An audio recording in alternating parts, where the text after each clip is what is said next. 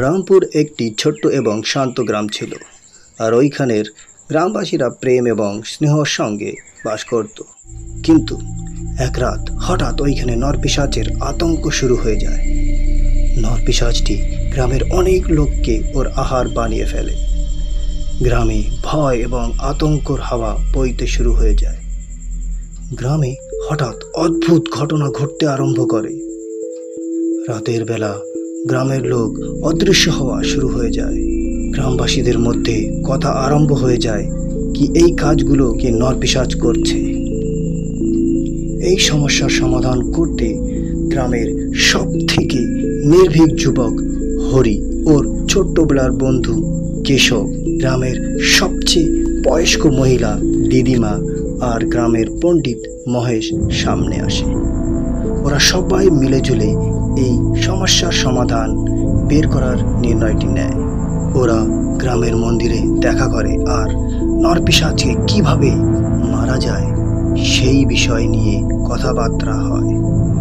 দিদিমা বলে, পুরনো গল্পর অনুযায়ী নরপিশাচ রসুন, গঙ্গাজল আর রূপো থেকে বানানো জিনিস দিয়ে ভয় পায়।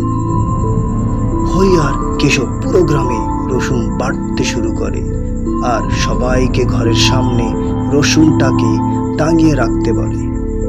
গ্রামের পণ্ডিত মহেশ পুরো গ্রামে গঙ্গাজল ছিটিয়ে দেয় আর রূপোর কিছু সামগ্রীর ব্যবস্থা করে।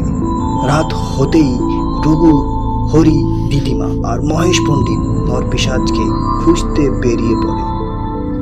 ওরা পুরোটি গ্রাম নরপিশাচকে খুঁজতে আরম্ভ করে। হঠাৎ ওরা পুরনো ডাক বাংলো থেকে একটি ভয়ানক আওয়াজ শুনতে পায়। সবাই ওই ডাক বাংলোর দিকে এগিয়ে পড়ে। ডাক বাংলোতে ঢুকতেই ওরা দেখে নরপিশাচ ওদের অপেক্ষা করছিল। নরপিশাচ অনেক শক্তিশালী ছিল আর ওর চোখ দুটি একেবারে ভয়ঙ্কর ছিল।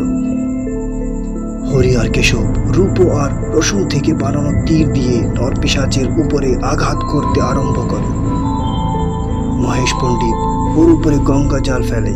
গঙ্গা জলের স্পর্শ হতেই নরপিশাচ শক্তিহীন হয়ে ওঠে।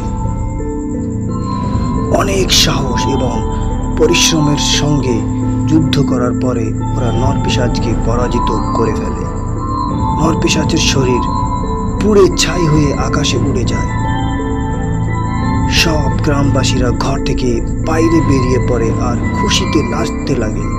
রামপুর গ্রামে একবার আবার শান্তি আর খুশির হাওয়া বইতে লাগে।